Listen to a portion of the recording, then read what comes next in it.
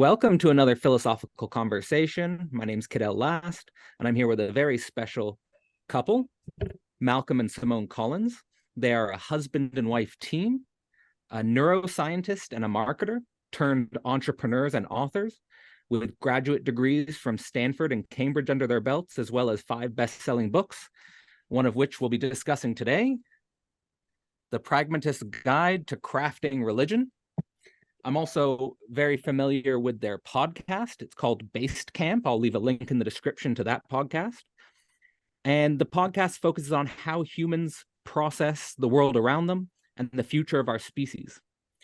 So I would highly recommend checking that out as well as, of course, their book, The Pragmatist's Guide to Crafting Religion. So welcome, Malcolm and Simone.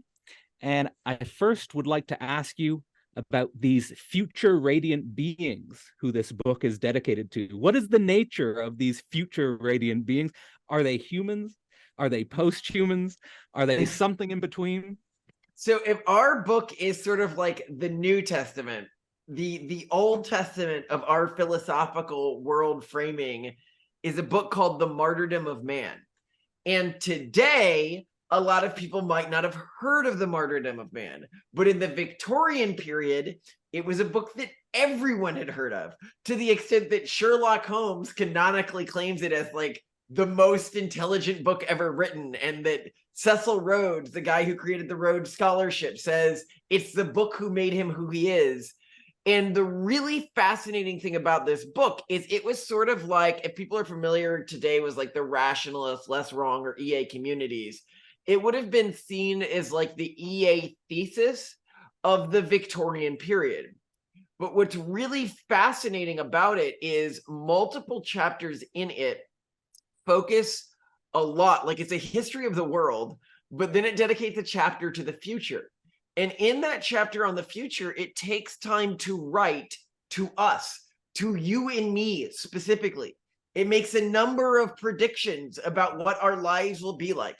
It's like, okay, you'll probably have a fuel source that's better than steam. You're going to have flight. You're going to be able to make food in labs. Women will likely be equals to men. Like, it makes all of these accurate predictions. And then it goes further and it states, and this is something that I really like about the book, and it's something that really that resonates me as a philosophy in terms of how to approach life.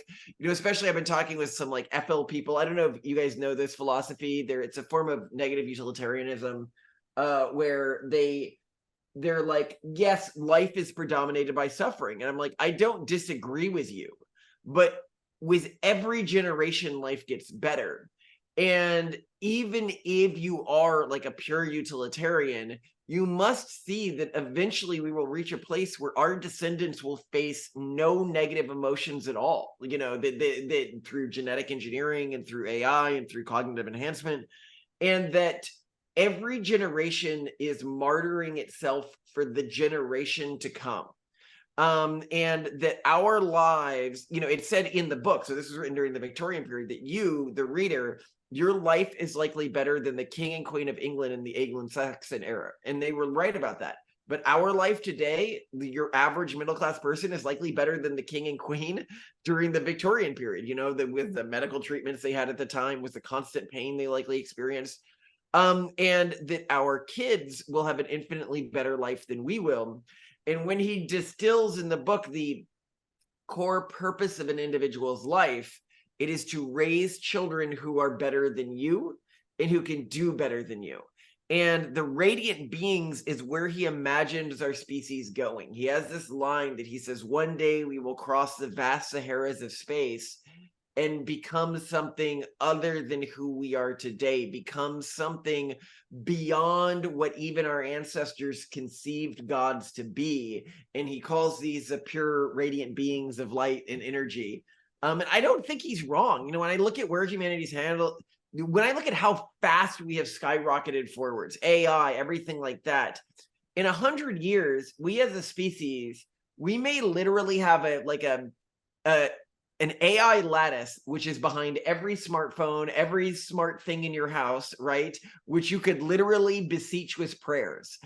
We might literally be able to digitally upload people into VR environments where they experience constant happiness. We might be less than 2 centuries away from creating the gods that our ancestors imagined as being the epitome of what a powerful entity could be, and we're seeing the beginnings of that in our generation. What will our descendants imagine an all-powerful entity is? I can't even conceive. Well, I love the enthusiasm and the optimism for the future. I remember when I was 19, 20 years old, I was first pulled into the center of gravity that was the Singularity is Near book by Ray Kurzweil. And I studied Ray Kurzweil in detail. I mean, he talked about God does not exist. We're going to create God. He said God does not exist yet. You know, he starts talking about the genetic revolution, the robotics revolution, the nanotechnology revolution, and all of the. And I was very convinced by the possibilities that was articulated in the Singularity is Near. Now, in regards to transhumanism, posthumanism, and some of the ideas of transcending our biology, like the subtitle of the Singularity is Near being transcending our biology, how far do you go into these visions, these images, when it comes to speculations of that nature? Well, I mean, intrinsically, humanity is going to change. One of our probably most controversial takes vis-a-vis the rationalist and EA community is we believe very much in variable AI risk. So to clarify what I mean by variable AI risk, we hypothesize, and this is a hypothesis that can be tested, unlike a lot of dumb AI hypotheses like the orthogonality hypothesis. I don't want to go too far into all this, but it's that intelligent entities, once they reach a certain level of intelligence and sort of dissociation from their pre-programmed instincts and self, that they converge on a single utility function. So whether it's a sufficiently advanced computer or a sufficiently advanced humanity, it will converge on this utility function. And what we mean by variable AI risk is the actual risk from AI. If it turns out that this utility function is like negative utilitarian and it's going to kill us all, eventually either AI kills us all, but even if we stop AI from doing it, as long as humanity continues to evolve, as long as humanity continues to improve itself, we will also reach a state where we realize what the AI realized and we would kill us all. So what I'm saying is that the real risk comes from everything between now and that point, because we don't know what's coming after that point, although there are ways we could potentially test what's coming after that point. But the point here being is, I think, when we look at the ways that humanity is changing, we as a species for the last 100,000 years or so have not had to evolve, have not had to change, because we use technology, the synthetic aspect of the human species, to alter our environment so that the biological aspect of the human species didn't have to change. I mean, you, me, Simone, we're all wearing glasses right now. This is a synthetic thing that historically we would have evolved out of our eyes getting like this, right? But we've been able to, through the synthetic, alter our environment so that the environment changes to fit the biological. With AI, I believe we're about to reach a point at which the synthetic aspect of this human partnership will turn around, point a gun to our head, and basically say, catch up or else. And some people, because humanity hasn't changed in so long, they think that change is sacrilege, that humanity altering itself in any sort of meaningful way is sacrilege. Whereas I would say stagnation from our moral perspective is the highest form of sacrilege. And so we welcome humanity as it begins to change and improve. And I think that this last 100,000 years of our evolution is the aberration, not the period going forwards.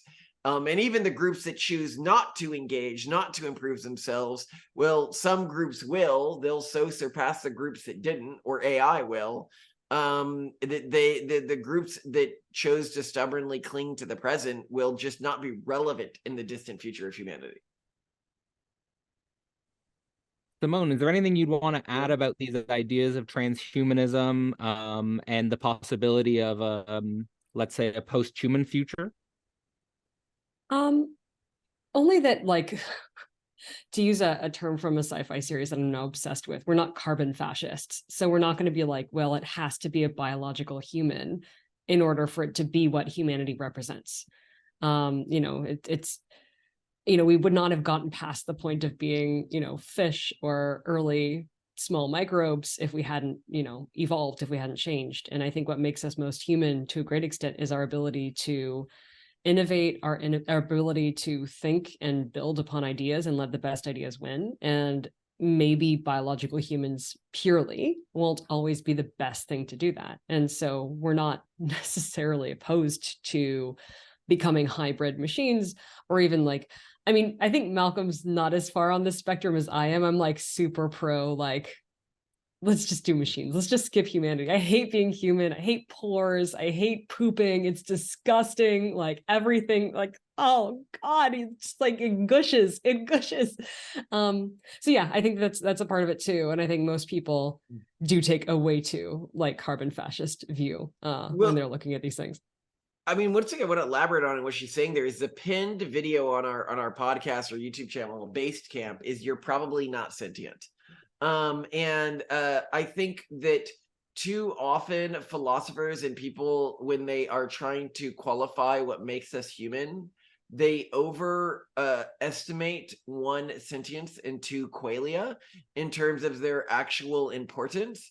And one of the things that we go really deep into and that we argue a lot is that sentience is kind of a lie, that the part of our brain that is in part of not synthesizing, what's the word I'm looking for, Simone? Condensing, zip filing, integrating, compiling. No, not compiling. It's when you make a file smaller than it needs to be. And then I guess condensing. Compress. Compress. Yes. The information compression system in our brain basically creates sentience, but it's not an actually important part of who we are. It's just an important part of the sort of filing system we use to reference information in our local memory history. All right. Well, I'm actually glad we were able to sort of outline touch a little bit on transhumanism, posthumanism topics, because actually, as I sent you my paper, Malcolm, on what I was originally interested in was basically the evolution of humans and the possibility that this evolution of humans was correlated somehow with the end of biological reproduction, or at least the potential of the end of biological reproduction. And it seems to me like the core political topic that has sort of organized your intellectual, I don't know, careers or at least motivation at the moment has been this issue of low birth rates, specifically low birth rates in advanced economies. And I think that this issue, I do agree with both of you that this issue gets shockingly little narrative coverage. That we might have sort of a canary in the coal mine situation with countries like Korea, like you have some experience there. So I'd like to maybe have both of you touch on, how do you guys view the current situation of low birth rates in advanced economies, and how does it perhaps inform this book, The Pragmatist Guide to Crafting Religion? Yeah, so there's two areas I want to touch on with this, because there's sort of two questions here that we don't want to forget on this podcast. One is low fertility rates, what that means for the future of our species. And then two is, I think also a very interesting question, is life extensionism, the end of fertility, and what that means from our philosophical framework, and why the pronatalists have such a beef with the life extensionists and cryogenesis, which is a very, like, a lot of people are like, why do you focus so much on these communities? And I'm like, I don't understand. I'm like, the rationalists in EA space, these are actually big communities that like actually beef all the time. Like if you look at Twitter, like Elon's always like, I hate life extensionists, like, and all of the pronatalists basically have this perspective, and it's, I think, very confusing to outsiders, but I think when people are in the space, it makes immediate sense why the two communities would have such a level of antagonism towards each other. So to go back to the original point, falling fertility rates, A lot of people don't really realize how advanced this is. Like in the US, they're like, well, we can just solve this with immigrants. And I'm like, don't you know, by the UN's own statistics, collectively, as of 2019, South America, Central America, and the Caribbean fell below repopulation rate. This year, India fell below repopulation rate. All around the world, fertility rates are shrinking almost everywhere, unless the country earns on average under 5,000 USD per year. And the things that are most correlated with a low fertility rate, if you're like, is prosperity, gender equality, and access to education. And if it turns out that prosperity, gender equality, and access to education, or we could even just say prosperity and access to education, seem to be the two biggest factors, right? If that turns out to be sterilizing, then the iterations of humanity that survive will either culturally or genetically be unable to relate to those things, because that will be the winning cultural or genetic strategy. I think not the future many people expected for humanity, maybe like H.G. Wells, which is I think really terrifying to those who glorify the aspect of humanity that I see as like higher order, like our sentience, our consciousness, our ability to communicate and interact with each other, that it turns out that actually the optimum form of a humanity that from a fertility and evolutionary standpoint is something that is below our today human intelligence and cognition level by maybe a standard deviation or two. And that will mean that the future of our species will be far more, I think, barbaric than anyone potentially anticipated. If you look at polygenic risk scores associated with things like IQ, just to give an idea of how quickly this is changing for people, in developed countries, we're likely looking at a 1 standard deviation decline in IQ in the next 75 years. And there's no reason exactly that it would stop after that unless it really begins to hurt fertility rates.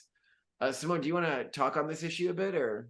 Yeah, to that I would add, like, a really common line of conversation that we both see with regard to demographic collapse, at least when people are trying to talk about solutions and culturally what has to change for there to be sustainable fertility rates, but also cultural diversity, is basically there's this common theme of, oh, well, both fertility rates collapsed and civilization started to go down the drain once women got educated and once women went into the workplace. And like, there's this very clear insinuation that like, well, let's just roll that back, like that was the problem.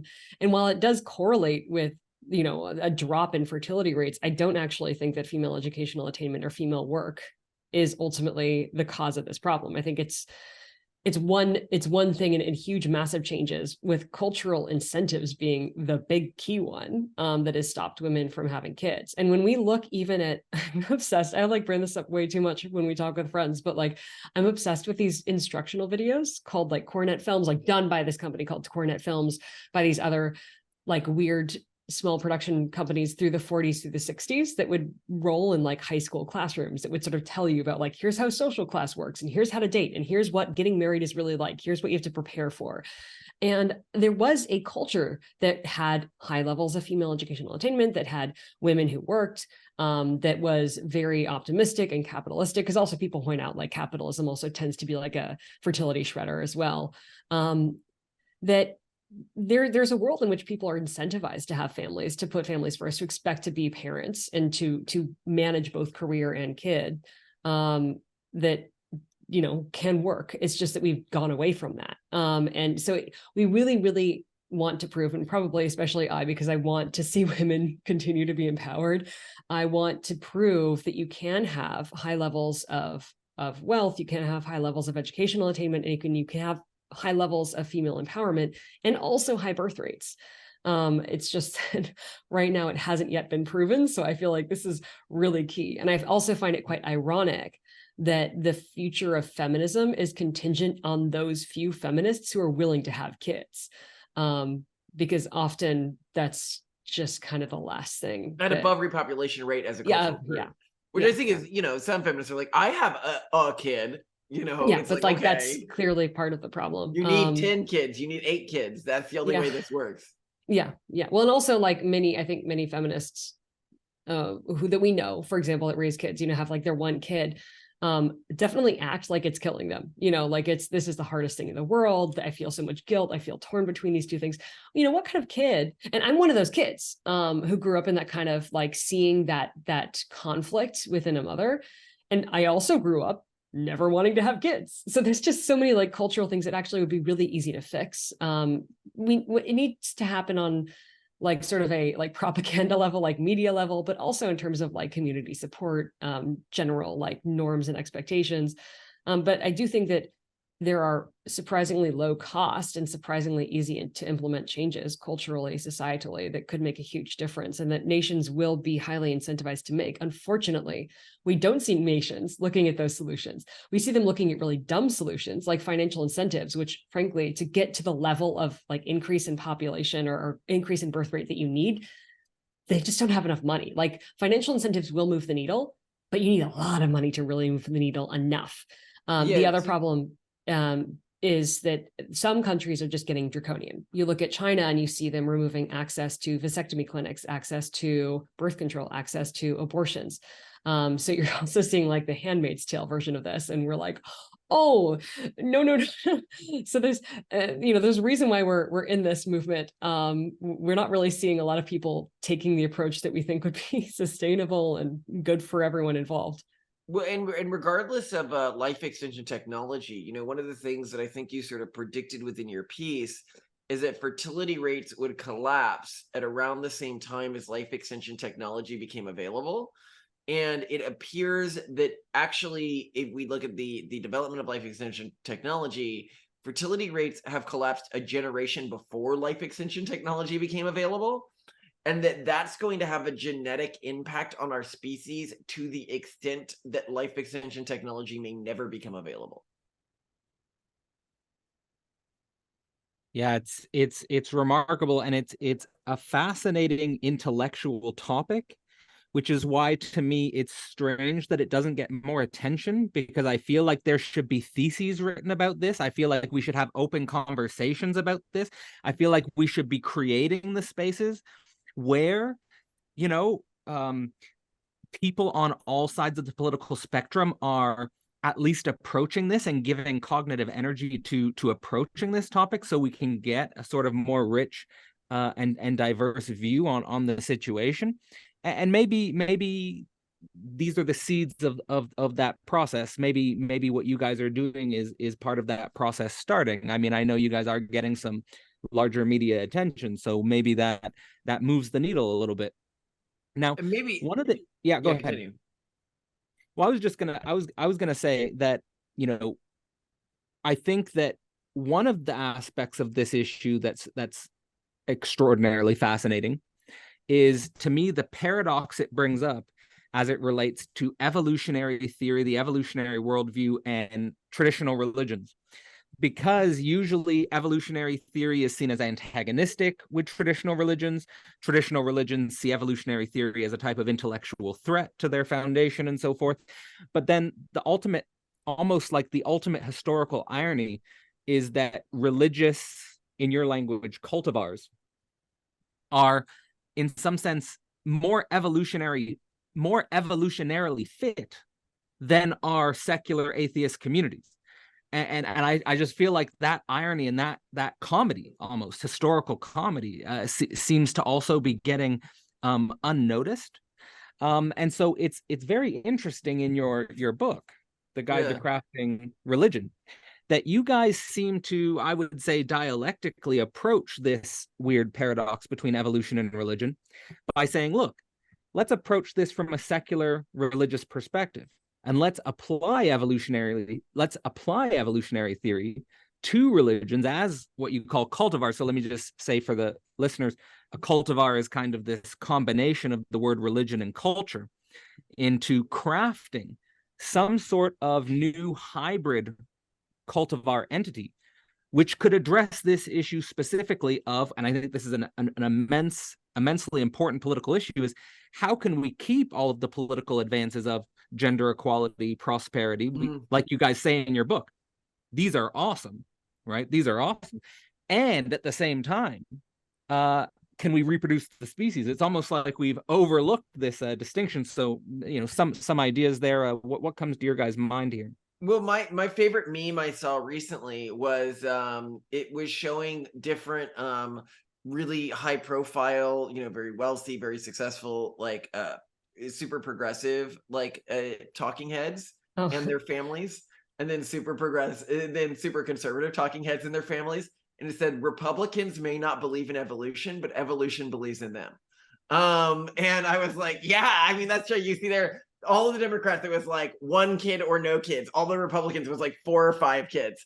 And I think one thing that's really important to remember, and this is something we emphasize really heavily in our book, is that in humanity, evolution did something really fishy, which is that it began to adopt. When we think of memes today in our society, we think of a meme like infecting an individual and then that individual going and infecting other individuals with that meme. Like, this is when Richard Dawkins is talking about like Christianity, that's the way he frames it, right? But that's not actually historically what was going on. Actually, mass conversions happened very, very rarely. It was more like memes co-evolved with the humans that they infected, and the memes that survived and proliferated, these cultivars as we call them, actually augmented individual biological fitness. This is how something like Judaism and Islam figured out hand washing literally hundreds of years before science did. This is how literally every single major religious tradition figured out arbitrary self-denial rituals, whether it's Ramadan or Feast of the Firstborn or Lent, and yet only today are we beginning to learn, oh yes, like fasting is useful. Oh yes, self-denial, strengthens the inhibitory pathways in your prefrontal cortex and makes it easier to turn things down. Oh yes, this explains why since Pew started recording data on conservative versus progressive populations, conservatives have been happier and had lower rates of mental health issues. It turns out that our biological systems outsourced a large part of our evolution to these cultural systems. It's interesting when you think about it. Now, one really also interesting thing, so you can say, oh no, we're doomed, right? It turns out that these older systems that co-evolved with, I think, some really like unhealthy things. So an example of this would be, obviously, persecuting individuals in your community who are born same-sex attracted will almost certainly increase your fertility rates. And this is why, whether you're looking at Africa or Europe or East Asia or South Asia, most of these older cultural traditions are pretty antagonistic to same-sex attracted individuals. And that's not a good thing. Like, evolution does not select for moral good, is what I'd say, right? But we live in a society today where we can begin to intentionally build cultures that allow for moral good, but are also intergenerationally durable. But that is very, I think, one difficult. It's a hypothesis. It actually goes so far as to say it's a hypothesis that this is even possible, because we don't know that it is. No one has ever really done this before in human history, intentionally created a culture that's meant to be intergenerationally durable, but also competitive. But here's what's really exciting about this. If you look around the world today, the groups that have really high fertility rates, there's 2 really good strategies for achieving this. One is don't engage with technology. This would be like the Amish strategy, right? Like, but other groups have this to varying effects, right? So a big part of the conservative movement these days is these like really conservative Catholic groups, and they don't like the way that our family engages with this technology through things like genetic selection of our offspring and stuff like that. They find that really horrifying. And so that they can't engage due to the way that they have these technological restrictions with the latest, reproductive technology, or IVF or things like that, right? The other strategy that's really successful is practices that lower the income of members of your religious group or your cultivar, I would say. So Jehovah's Witnesses are a really good example of this, where they prevent their members from getting like full educations. And this is because within and between countries, the less income an individual has, the more kids they have. So if you're talking about like, and keep in mind, I'm not talking about genetics at all, just like culturally, evolutionarily, these are 2 very successful strategies. Now, something else we need to keep in mind with sort of the future of our species And it's something that I think a lot of people don't think about if they're from this sort of what we call the urban monoculture, which is, if I'm going to Paris or I'm going to London or I'm going to New York, these places are going to be much more similar to each other than they are going to be to high fertility groups. Like if I look at the high fertility groups in our area, 2 hours from us, we have the Hasidics in one direction, and 2 hours from us, we have the Amish in another direction, right?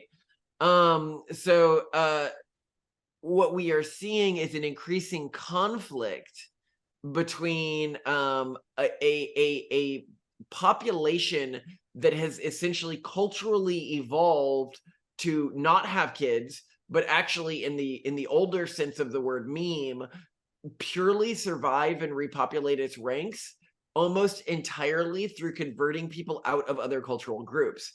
Now, of course, that's going to cause antagonism between these cultural groups.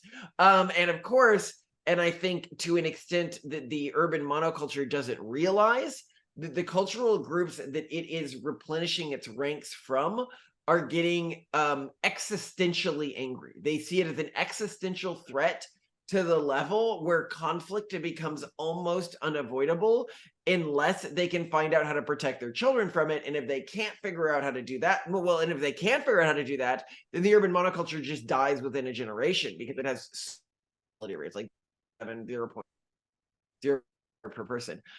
But anyway, to go back to the earlier concept I was thinking here is a lot of people are like, oh, this whole situation is like doomed. And it's like, no, if you can create just one, and we want more than one, we want a diversity of these, a high fertility group that is economically successful and engaged really heavily with technology, then you own the future of our species. And that's what we're trying to proselytize, is ensuring that we are not the only family doing that, because we believe that diversity is our species' greatest strength. And so we want people from a diversity of cultural and ethnic backgrounds to also make this choice, which is something that just doesn't exist in the world today. So anything you'd want to add, Simone? Nope. That sums Does it that up. cover it? That sums it up. Yeah, I think that's the unique tension point that you guys are hitting in your work, is that it's on the one hand we have the urban monoculture, which is pro-technological. Of course, it's emphasizing almost everyone to focus on their careers, participate in modern capitalist dynamics. But at the same time, it creates a situation of almost dramatic atomism, individualism, and basically something that I think is new to the human species, which is a large generation of middle-aged adults who are childless, and not planning on having children. It's almost like a new culture, and so I see this as something, again, that whether or not this is something which you can reduce politically to a pro or an anti-natalist stance, it is something that is, as it were, objectively there. It's an objective fact. It's happening, and I wonder what will move the needle on at least a political conversation about it, and what it means. Now, one of the things that I've been worried about to some degree, and I'd be interested to know what you guys think, because you do touch on it to a great extent in your book, is whether or not there is a reactionary political movement that emerges because of this, what you might call the reemergence of simply traditional cultivars, which would, let's say, be anti-technological or technophobic, as well as, let's say, socially reactionary in regards to women's rights, in regards to certain individual freedoms that we've gained throughout the modern world. There are certain aspects of this potential reactionary traditional cultivar that you guys mentioned. You said they would become more tribalistic, more hesitant to interact with outsiders. They would be more drawn to hierarchical power structures or fascist power structures, and they'd be more dogmatic, and even emphasized certain ISISocracy. Not saying that everyone becomes ISIS, but something like we would have a proliferation of these types of entities in various religious denominations. Do you guys see this as an imminent threat? Is it something that's happening right now, or is it something that you're just pointing at and saying, hey, watch out, this could happen? It's not, it could happen. It absolutely will happen. It's And already starting to happen. It's already starting to happen. Yeah. Do you want to say more, Simone? I mean, I would argue that to a certain extent, this has always been happening. And it's just that those groups are maintaining like stable birth rates and other groups are not. But of course, as time goes on and as those who live under sterilizing memes basically disappear from the gene pool, those are the only ones that are going to be left. So it's not as though like the world is lousy with like very extreme, very authoritarian, very hardline religions and cultures, et cetera. It's just that those are the ones that are going to inherit the future, assuming that people of other types of cultural backgrounds can't figure out how to get their birth rates up. So if you look at what Simone and I are doing right now, right? Like, I think a lot of people to some extent misunderstand the movement that we're trying to build, because to a lot of people, they're like, you guys, the movement you're trying to build is actively very conservative, right? Like the people that you're recruiting and everything like that. And it's because right now, the world is sort of defined by the urban monoculture representing one political axis, and then everyone who's aligned against it representing the other political axis. Yet, when we look at the future of the human species, the urban monoculture will die. There is no way it survives another 100 years. It is, somebody who's been exposed to a lethal dose of radiation and their cells can no longer divide, and they don't know that they're slated for death, but they're slated for death. And so when you see the world like this, well, of course you don't side with them because they're slated for death. And what you need to then look in is say, what is the next big conflict?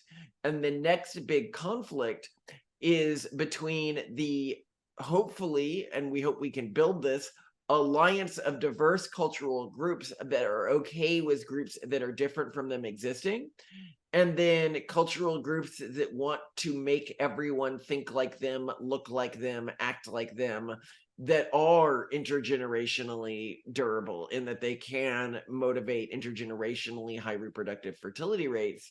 And so this is this sort of like, and this has been the most successful. So when we did it, we were looking at a survey of data, looking at what's most tied to fertility rates right now. And the two things that were most tied were a hierarchical power structure preference and xenophobia, right? But that doesn't mean that there aren't allies out there that we can partner with, that will be very, very good partners going into the future in terms of creating a multi-group, technophilic, economically engaged partnership that is high fertility and open to people who are different from them existing. And this is a really amazing thing about sort of the timeline that we're in. And this is something we repeat constantly on our podcast, is fortunately the forces that are arrayed against us are not as competent as they are malevolent, whether that is the urban monoculture trying to take people's kids, or whether that is the Nazi-like groups that will rise to power in the future. Because right now, almost every single one of those groups is technophobic. So long as we can intergenerationally and durably stay technophilic, we can partner with other technophilic groups. An example of like a really good technophilic partner, and this is one of the things that urges us the most ire in the traditional conservative communities, is Jewish groups. Is Jewish groups make a very good intergenerationally durable, technophilic, and economically successful partner. Even when you're talking about Haredi communities, which a lot of people I think see as more economically disengaged, that's beginning to change as they become dominant groups in places like Israel, which is why I think if you look at our channel, we have such a really high following, from like Chabad people and other Hasidic individuals. All right. I mean, when you say, now this is it, I'd like to go into a little bit of this idea of the urban monoculture, because I think you frame it in the book as a type of virus. And so, when we think about this culture, I think there's aspects of it which are obviously technophilic. Well, you could say it is technophilic. And you could also say that it is trying to accommodate for what I think both of you would call a superficial type of diversity or a superficial type of multi-group identity. Now, the question I would have is, could this urban monoculture be potentially tipped from an enemy into an ally of your project simply on the basis of being willing to take up this question of fertility?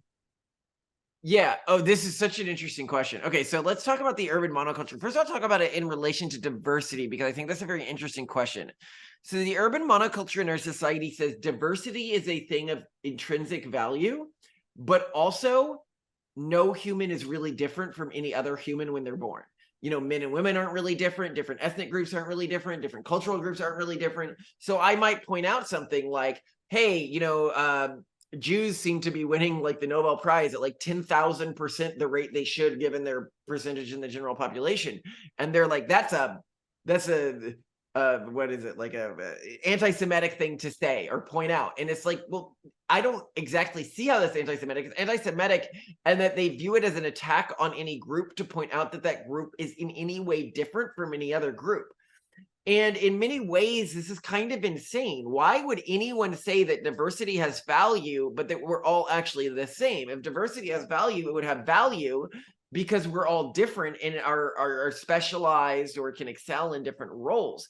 Well, the reason you would take this perspective is if diversity had value to you insofar as diversity of victims, insofar as diversity of potential recruits. You don't care who you recruit so long as once they join your cultural, this larger faction, you have broadly the same views. Something we regularly point out on our podcast is, if I talk to a progressive Muslim and a progressive Jew and a progressive Catholic, they're going to have the same views on sexuality, gender, our relation to the environment, the future of our species, what morality is. But if I talk to conservative iterations of those traditions, they're going to have wildly different views on this. And that is because while the progressive monoculture doesn't say we all need to be the same ethnicity, we all need to say we're the same faith, it does say, but actually underneath all of that, we need to be very similar in our ideology. I believe it is possible to sort of wake people up to this. I think that it is possible that the urban monoculture could sort of open its eyes like a slumbering giant and be like, oh, this is bad. Now that I understand the dynamics at play, I am willing to at least, begin to funnel some of my resources to people playing this intergenerational game. However, I also think that people might underestimate how religious this cultural group is. And by that, what I mean is it holds a lot of beliefs that are not logical and that are religiously motivated in many ways. Examples can be like, genes don't matter. All humans are actually exactly the same. But other beliefs can be like weird stuff. Like, I don't want to be like too controversial here, but I think a lot of the current stuff around gender ideology can seem like really insane to people from external cultural groups. An example here would be trans people do not have an advantage at sports. I think to external cultural groups, that just seems like almost like a religious point. Like it seems so obviously wrong. And yet it is treated as a tenet of almost religious faith by this organization, to the extent where if you say that seems wrong to me or you begin to question it, then you get treated like older religious groups used to treat heretics. And I think that this is really, I could go deeper, but yeah. Well, I want to say that, on these issues, it does seem that the urban monoculture, let's say, it reacts to certain issues which seem to be objectively requiring philosophical nuance and ambiguity, where there could be multiple competing perspectives and an actual conversation where we could learn something, and it tries to just pretend like it's a non-issue, or like you were saying about certain other aspects. I mean, it says it on the surface it's pro difference, but when we reach real differences which could be potentially emotionally disturbing, it says look away, there's no real differences there, like for example with sex or race or ethnicity or something like that. Yeah. At the same time, this urban monoculture, in that sense, you could describe it as very childish, right? It's very infantile. But then when you guys are emphasizing pronatalism, you guys are trying to push the conversation towards adults having children, which, as you know better than I do, when you move from not having children to having children, you have to grow up and get your act together. You have to mature. I mean, at least you should. It could be the biggest motivator to maturity. So my point would just be, and I'd be interested to go, it seems to me like a small difference, something very small, the difference between having children as an important cultural value could push the urban monoculture from a childish type of state where it doesn't treat differences it treats real differences with a superficial ideology. It could push them into almost becoming more philosophical about real universal cultural dimensions of contemporary politics. I would love that. So I'm going to let you in. So the listeners of your podcast are going to get an aspect of our ideology that I usually only talk about in private with people. So they're going to get some truth bombs. We're going to get some insider. Yeah. Would you like to know more? That in society today, truth has become a bit of a team sport. People choose which side of the ideological divide they're on, progressive, and they begin to, I think, dehumanize people on the other side and not really engage with their ideas in a meaningful context. And we argue in our book this could even be a potentially genetic change in humanity, which is like this increasing genetic tribalism because it's just such a successful sociological trait. But whatever it is, I think that most people who are realistic see this happening. And when we were going into this and we were building a new ideology, we said we have two groups we could target, right? We can either package this towards the urban monoculture, which is really the progressive movement in a big way, which I think is a really, honestly, like stable movement with really stable figureheads. Or I could be realistic and say GOP Inc., like the old conservative movement, is dead. It's no longer competitive. Trumpism replaced it, but Trumpism isn't going to survive past Trump. What that means is the future of this entire ideological faction is completely open ground. Anyone can claim it if they can create a compelling narrative. And so if I'm saying, where can I realistically capture half of the political ecosystem? The progressive side is just unrealistic in the extreme. Whereas the conservative side is very realistic and in many ways ideologically aligned with us. So I guess, but the progressive movement is ideologically aligned with us as well in many ways. I guess I'd say on technophilia and diversity, at least in principle. Yeah. So it is really, so I guess the question is, and this is what's really exciting, is if you look at the actual movement, like the intellectual movement, what that I'd say we members of, we have people on both sides of the field funding efforts on both sides of the field. We represent the effort on the conservative side of the field. The efforts on the progressive side of the field keep getting shot every time they bring someone to like stand up and be like, I'm the new person, and it's like, yeah, no, it's very dangerous. They're getting shot down, I think, much more aggressively than the people who decided that this was a good idea to do anticipated. But it was something that we saw before we went into this. We're like, I don't think that's going to work in the way you think it's going to work.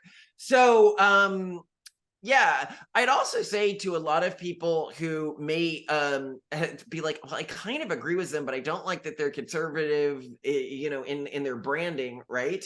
I'd say, what do you think makes this country a better place? If progressives agree with you more or if conservatives agree with you more? I think most people would be like, actually, it's probably going to move the needle in a good direction more if conservatives agree with us more. So I don't even think that, the people who are sympathetic to us on that side of the aisle, that we are making an incorrect judgment in the larger play that we're making. I guess where I find myself, and then Simone, if you want to jump in, please feel free. I guess where I find myself is, it's a damn shame that having children is a left and a right issue, or a progressive and a conservative issue.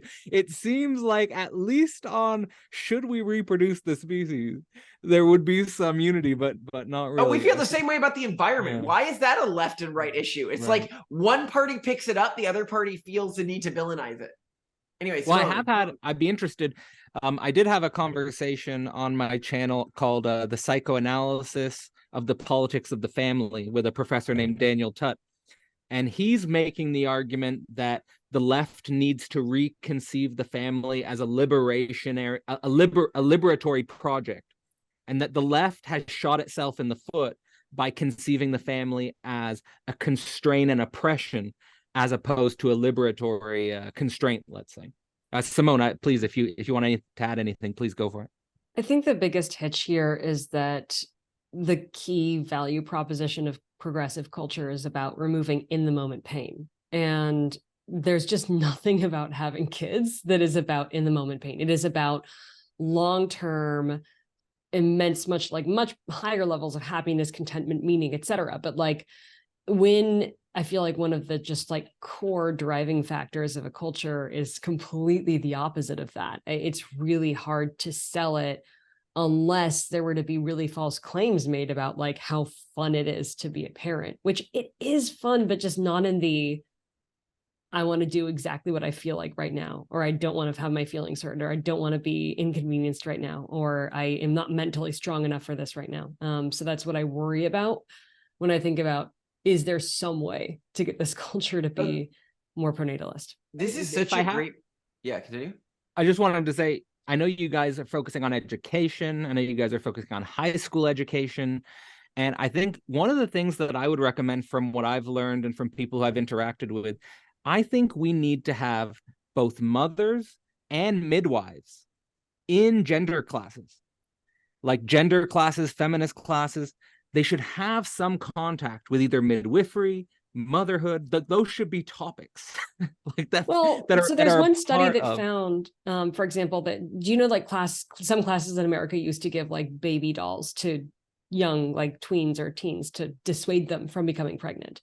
And I had one when I was in middle school. You had to like insert a key into its back. One was like diaper change, one was feed, one was soothe, like, you know, just to kind of like experience parenthood. The baby smelled like bowling shoes. And they were just gross. But like, one study on this actually found that the treatment group that received these dolls had higher rates of pregnancy. And a lot of it was just exposure to the concept of being a parent. Now, I don't know about like exposure to midwifery. I mean, Paris Hilton, for example, used a surrogate to have her first child, because I think on one of her early reality TV shows, she was present for a birth and it was so traumatic for her. She was like, I want kids, but this is never happening. Like, there's just people, and there are definitely people out there who are like, birth is magical. I had like a tantric like meditation for my birth. It was amazing. But like the vast majority of it, women are shitting themselves and they think it's the baby. There's blood everywhere. Things don't go according to plan. Like, you know, you're on a cow, like on the floor, like a cow mooing, and then a baby comes out and it's just guts everywhere. So like that is one of the things that I'm like, we don't need that exposure. It's okay. But I do agree that like just exposing people to what it's like, oh, here's what it would be like to be, oh, this is not crazy. I mean, the moment you can start to see yourself as something, and you see this also with, you know, all these efforts to try to get women in STEM, as soon as they have examples, role models that they can look at, like, oh, someone like me, or someone, you know, associated with a family I know, like they're in this career, well, I could do this too. So a lot of it's about exposure. It's actually something that we look at doing a lot with the school and education system that we're designing, which is, as soon as someone shows an interest or an aptitude for a certain type of field, to expose them to professionals in that field so that they can immediately start to understand, like, I could really become this, I could really do this. And we think if universally this were done with parenthood, and this is again something that you'd see in these old instructional videos in high schools and middle schools in the United States through the 40s to the 60s, it was just sort of like, you know, all your examples around you were having kids, having families, and if there were more of that in media, if there were more discussion of that, it would make a huge difference. I also wanted to elaborate on, because I think this is really interesting given the points that you're making here, is our thesis on sort of the political landscape, which is to say that the optimization functions of the two parties are very different. It's not just a disagreement about what works and what doesn't work, because largely we know that now. Like it historically, you know, look at our grandparents' generation. It was like, is communism a good idea? Like that was a question. Do we know if this works? Now we know broadly, like what economic systems actually work well. Now we know broadly, like what social systems actually work well. So optimization functions define political differences, where the conservative movement is largely an alliance of people whose optimization function is around intergenerational cultural transfer, i.e., I want my kids to be in the same cultural group I am in, and I want that cultural group to thrive, whatever that cultural group is. The progressive movement, we argue, has actually gone through a major change in its optimization function. So if one group was like about intergenerational cultural transfer, right? The other movement was very much about always historically, like what does it think the public wants most? And historically, and what does it think is the most like good thing to optimize for in like a generic context? And historically, this was equality, right? It was how do we make all groups, how do we ensure that all people are born with equal possibilities in their lives? However, Simone alluded to this, but I think it's really worth drilling down on a bit more. I think recently, in the past 15 years or so, this has shifted from equality to removal of in-the-moment emotional pain. And you see this in a lot of areas. I mean, obviously, trigger warnings is something that a lot of people, I think of when they're thinking of it. Like, okay, you lower your education, but you remove in-the-moment emotional pain. But you actually see this in a lot of policy positions, like fentanyl handouts on streets in major cities. Obviously, if someone's from a rich or privileged background, like their families can send them to addiction recovery and they can fix that. But so this is increasing inequality, but decreasing in the moment emotional suffering. Recent pushes in states like California to remove testing, like obviously from high school students, right? Like obviously that's going to give an advantage to the people from wealthy families who can send their kids to SAT prep and stuff like that. But it is removing in the moment emotional suffering of kids who are getting bad grades. And so I think that increasingly we see this optimization function begin to eat this movement. And it makes a lot of sense to me. When we historically, I think we're imagining naively as a species, what does a post-scarcity environment look like? What do people start optimizing for in a post-scarcity environment? Because we dreamed of this, but I think in the Western world, I mean, from the position of our ancestors, we already are in a post-scarcity environment. You know, very few, you know, middle to upper class people are like food scarce, anything like that scarce, shelter scarce. So what do people start to optimize for? I think we suspected that they would optimize towards hedonism or egalitarianism. And yet it turns out, I think what we've seen is that's not the case. What people actually try to optimize for when they have nothing to fear is a lack of personal responsibility. Responsibility pains us more, and responsibility for our actions and our own failures pains us more than lack of hedonism at like an existential level. And the way that people achieve that is through self-victimization and self-disempowerment. And so I think that is what we are seeing a rush of within these movements, in a way that is causing an enormous amount, I think, of psychological suffering and psychological illnesses that are really self-imposed to an extent and didn't need to exist, but can only be relieved through glorifying, I think, it's these coronet films that Simone mentioned. If we're talking about sort of self-imposed scarcity. But self-imposed scarcity is something that very few cultural groups in our society today are comfortable really enforcing upon their populations and rewarding people for imposing upon themselves. I mean, I think a Well, great and example of this came from Sam Bankman-Fried in FTX, right? He kept talking about how he was this EA, effective altruist, that he like actually imposed scarcity upon himself. And it's like, no, you didn't. You wore a hoodie and lived in mansions, and during business meetings were playing your favorite video games. That is not self-imposed scarcity. That is just removing historic measures of status signaling. But in a way, through doing that, you were imposing new status signaling mechanisms through showing the things you could get away with. And so I think that people need to separate out self-imposed scarcity and another thing which I think people should do, which is disengaging from status signaling mechanisms. okay, I'm going to push back on Malcolm. Okay. I think he's wrong. I think this is our culture personally. This is like our personal like cultivar that's speaking. I don't think that's actually the case. I think carrots speak louder than sticks, and it's what you decide to pedestalize for status that encourages things. Consider the fact that, you know, before we had modern medicine, women died in childbirth at the same rates roughly that men died in war. You know, it's not like there was one expendable gender. They both just died doing different things that they were good at, you know? And yet women desperately wanted kids. Women tried so hard to have kids. There were people who had countless tragic, you know, terrible birth experiences and or miscarriages and or almost died, and they would just get pregnant again. Like, you would think that most people in the past would be like, okay, sex feels good, but we're going to figure out a way to like not do this procreatively. And no, man, like they were in it to win it. They were in it to get kids because they really, really, really wanted to be mothers. They really wanted to be parents. So I really think the larger thing is to show culturally what you value. And in the past, we valued kids, we venerated mothers. We valued a lot of other things, and it motivated different behavior. But again, I think it all comes down to what gives status, what makes you look good in the dominance hierarchy, how you keep ahead of the Joneses. And right now, how you keep ahead of the Joneses is by acting like you're a teenage male or female. We've discussed in other circles how, you know, Andrew Tate is this idolized figure for most young men, when really he's sort of the teenage idol of what you want. You know, when you look at sort of what older adults and younger adults want, it's a very different thing from the Tate model. And when you look at like most aspirational female influencers on, you know, Instagram, on TikTok, they are all like either in their 20s or trying to look like they're in their 20s. You know, it's about being this desirable jet set, you know, free young woman. There's nothing in there about being a parent. There's nothing in there about growing up.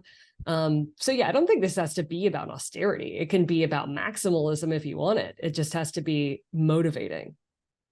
Yeah, and you guys mentioned that in your book as well, that our culture sort of has devalued the mother, our culture has devalued the child. But I do take, you know, Malcolm's point about, and what you guys were saying about in the moment pain being something that's people are trying to avoid, and that this is not, and also responsibility not being something that's, let's say, politically attractive or something like that.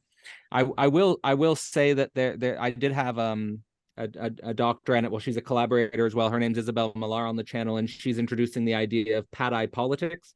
And pad-eye politics is actually, of course, pad-eye is Latin for suffering. And she's trying to emphasize that we do need to rethink the politics of suffering. So like bringing it to this question of in the moment pain.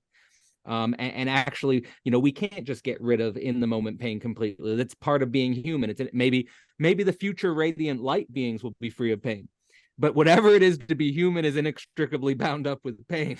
Maybe we'll get there. But I think this is an interesting topic. And Simone, to your point about, you know, I think this comes to the immediacy of social media lends itself to pretty superficial and vapid idols or icons that people are putting on pedestals, whether it's Andrew Tate, whether it's the Instagram influencers. I think it's certainly a generation which is hooked onto the screen of TikTok or hooked onto the screen of Instagram, and they only see these childless beings who give the appearance of being young forever or something like that. Yeah, well, I also want to elaborate on this, why this happens, because I think that many people can ascribe this to maliciousness of the media elites. but I think that that is an incorrect assumption of what's going on here. Males intrinsically are going to value a female that it looks like they can have a lot of kids with. Even at my age, you know, if I was going to choose a woman other than my wife, right, like after her, like if she was to die or something, I'm not going to choose a woman who looks like she's already had a bunch of kids or who has already had a bunch of kids. I'm going to choose a woman who's young and hasn't had a lot of kids. That's what I'm optimizing for. That is what we are biologically programmed to optimize for, because we're trying to optimize for the additional number of extra kids we can have. What this means is that as a media company, when you are pairing the image of a female with a product or a brand or a movie, you want this female to look like and evoke a sense in the males who are looking at it that this woman could have many additional offspring. So she is going to be young and usually childless looking. And this means that the only pressure, culturally speaking, to glorify women who look like they are great mothers is going to be an intra-cultural pressure from cultures that have survived for many generations, e.g., like, you know, Jewish or older Christian cultures, right? Like they're going to be like, hey, this is what you're going to feel from your church and from your like older fogey ancestors. Because they actually benefit from this because they survive and thrive by augmenting individual biological fitness, whereas the other culture survives and thrives by appealing to the average individual at the highest level. And these are two very different optimization functions. And I think that that's the core difference in the urban monoculture, is that everything that it clings to is about appealing to the average individual the most in the moment. It's definitely a culture of immediacy. Yeah. And I think that is a deep problem. But it might not be a problem in the Collins house or the Collins cultivar. Because in the Collins cultivar, I'd like to talk to you a little bit about what is this house you built. You refer, and I want to also commend you for how difficult it is to, I think, word or frame what you're trying to offer the world. And how well you did it, in the sense that you're not trying to just sell one type of religion, or you're not trying to just sell one ideology. You know, you really are sort of emphasizing that this is something where someone from a totally different religious background or someone from a totally different cultural background could read this book and take something away for building their cultivar, or, as you say, building their house. Now, in your house, you seem to be influenced by Calvinism, and I would say Calvinism mixed with pragmatism, of course, and applying that specifically to what we've been talking about, which is the responsibility or the burden of procreation. I just want to ask, what is it about Calvinism? Is it your specific personal background? Is it something that is a result of a long spiritual or religious search? What's the metaphysical underpinnings? Why Calvinism? I want to hear Simone's thoughts on this as well, but I would just say that, one, it is both our ancestral tradition, and one of the things we argue in, you know, some of our podcasts, like the Vortex episode on how people co-evolve, which is religious traditions. I actually think that people do, to an extent, begin to co-evolve with the religious tradition, and we talk a lot about this. Like the software and the hardware evolve together. And you, both of us, come from predominantly Calvinist backgrounds. And so when we look at Calvinist concepts, they just seem like super intuitively true to us. Like happiness, and both positive and negative emotions are equally evil. That seems intuitively true to us, even from a secular perspective, where I'm like, yeah, but I mean, positive emotions are just things our ancestors felt that led them to having more offspring. Also, the Calvinist view of timelines, that essentially the future is predetermined and thus you are responsible for everything. I don't know. Simone, do you want to talk more about this? Yeah, I mean, you could also, I mean, one, I guess I should say, a lot of people who identify as religious Calvinists really don't like the fact that we call ourselves culturally and secularly Calvinist. But because they're faking it. They're cosplayers. Historically, yeah, I mean, in terms of like the distinguishing very... points of Calvinism as a Protestant branch, I mean, like we're there with limited atonement, we're there with the inherent wretchedness of man. Like, we're there in a secular sense. So it matches very well with our overall worldview, with the way we see sort of metaphysically the universe to work, given the information that we have and our interpretation of it. We see a mechanistic universe. Like it works for us really, really well. Well, and to understand, to elaborate on what Simone was saying there, I think sort of the core of this perspective is that the universe is incredibly mechanistic, and that no point in time is more important than any other point in time, and all points in time exist simultaneously. And this is a very secular perspective as well. Like that is not while it is a religious saying, like this is something that Calvinists historically believed, it is also has a lot of relevance to secular views on morality. If you believe that the past, like, it's so funny, when my mom died recently, or people were like, she's dead. And I'm like, I guess kind of, but she still exists 3 weeks ago. And they're like, well, that's not really how time works. And I'm like, well, that's how time works for me. And so it's a different way of relating to this, but it causes you to make many different moral decisions when you see time as existing in this context where all moments always exist, both moments that have yet to happen and moments that have happened in the past. I think other religions, and I think that this is really true. When I meet people of secular Jewish tradition, like they're from a Jewish family, but now they're secular, and I contrast them with the people I know who are of a Mormon tradition and now they're secular. I would say they have almost as much difference between them, whether it's personality or worldview wise, as I do religious Jewish and Mormon people. Like I think we just inherit a lot more from our ancestral traditions than we give them ourselves credit for. Well, I like the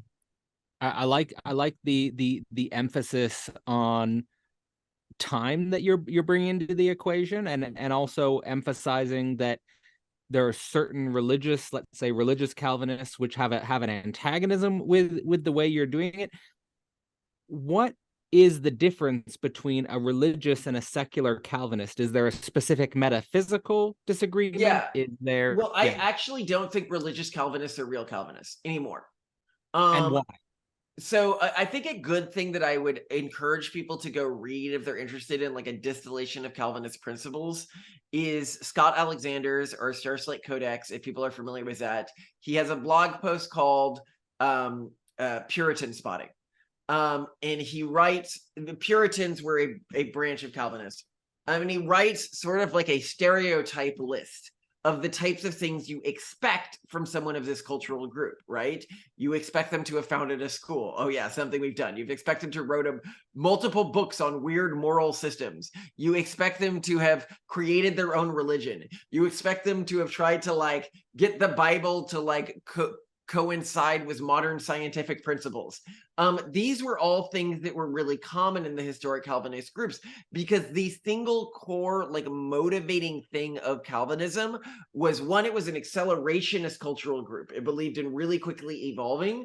And two, it was a cultural group that believed on accepting the hardest truths of the Bible. And the core one that people recognize from that is it's probably predetermined whether or not you go to heaven or hell, and you probably don't have free will if you actually take the Bible literally. And that's one of the things that Calvinism is most famous for believing, but that this accepting hard truths extended far beyond the way they related to the Bible, and is the reason why that America, even the Heritage Foundation, a conservative organization, says that I think it was like 50 to 75% of the American population was Calvinist when the country was founded, and now it's like 0.1% of the population. And why did this happen?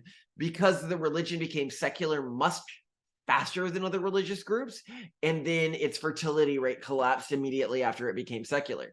The modern theological Calvinists, most of them don't come from a Calvinist family. They don't really understand what Calvinist culture is about. And so they are essentially cosplaying as Calvinists by studying the Calvinist literature that was produced around 200 years ago, and trying to create a religion based on this without understanding that that was just like a really accelerationist faction of a faith frozen in time that has since evolved really significantly. It's fascinating, actually, that even though there are certain aspects of the Calvinist movement that would see you guys as anti-Calvinist, you're at the same time embodying many of these strange principles which are so true to Calvinism, like, for example, founding your own school. Yeah. Also, getting getting the Bible to coincide with modern scientific principles. I mean, your book here is so deeply embedded in. I didn't get any sense in your book at all that you were anti-scientific at all. It seemed like you're just accepting, the modern scientific universe and so forth. Yeah, well, I mean, another thing that Calvinists were famous for historically was things like, if somebody would do like a play of the Bible, they would end up getting arrested, right? Because they'd be like, "Oh, you read the Bible to people, but what you did is you biased them with your interpretation of the Bible." And so a key feature of historic Calvinist culture is never, ever, ever bias people in what they should believe about reality.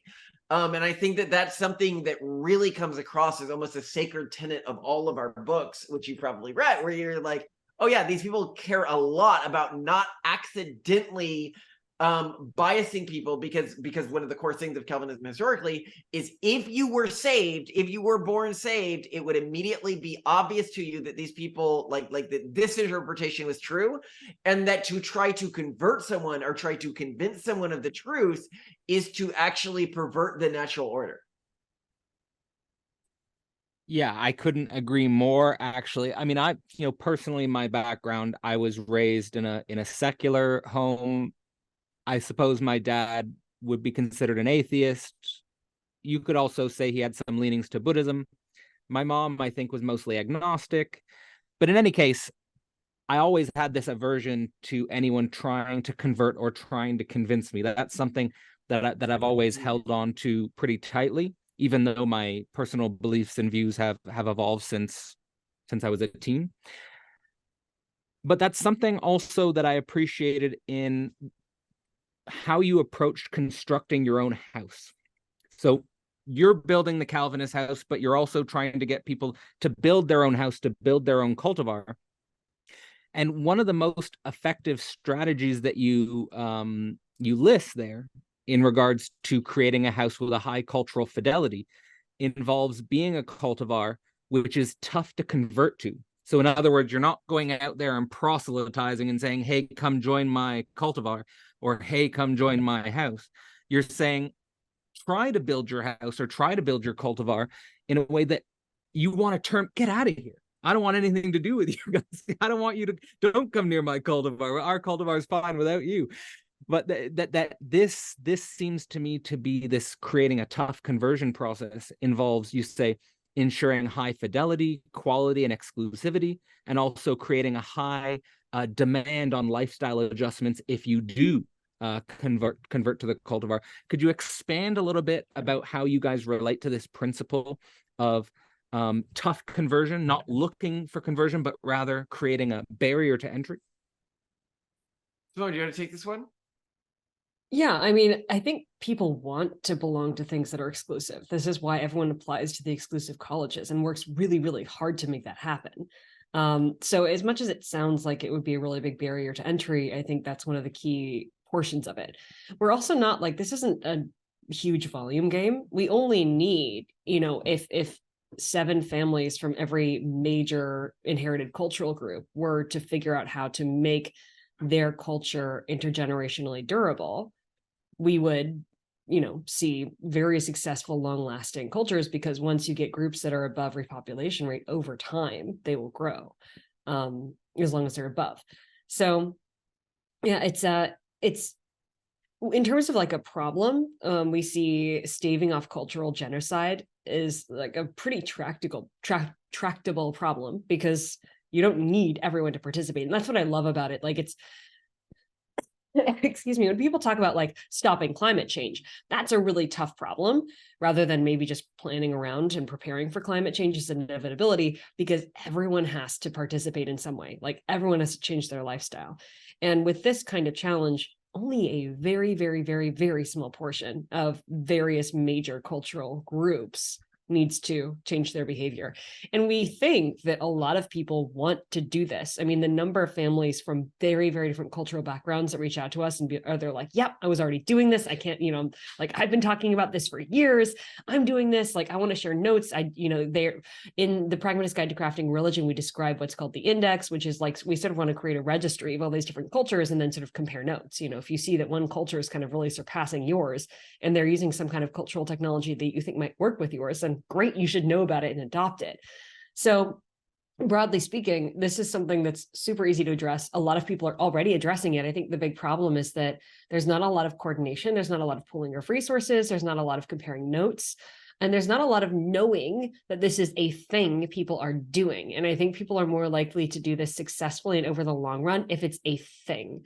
Whereas now there's a lot of people out there who are just like, who are intuitively doing this. They're trying to create a strong intergenerational and durable culture, but they feel like kind of their last family on earth, or like they're one of the few really devout Catholics out there, or they're one of the really few really devout, like, whatever's out there.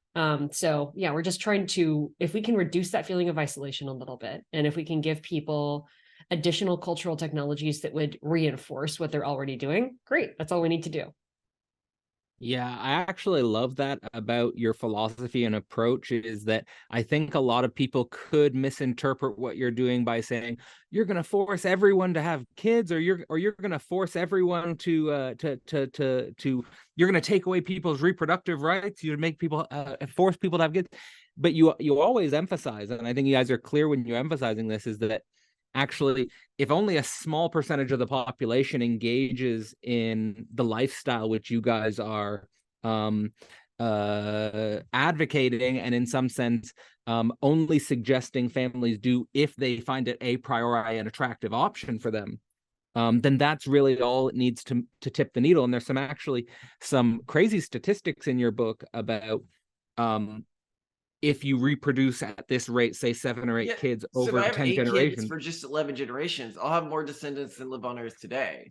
Exactly. And you're absolutely right about this. This is something that we constantly, people aren't used to movements that are like, we don't really care about you if you don't want to join.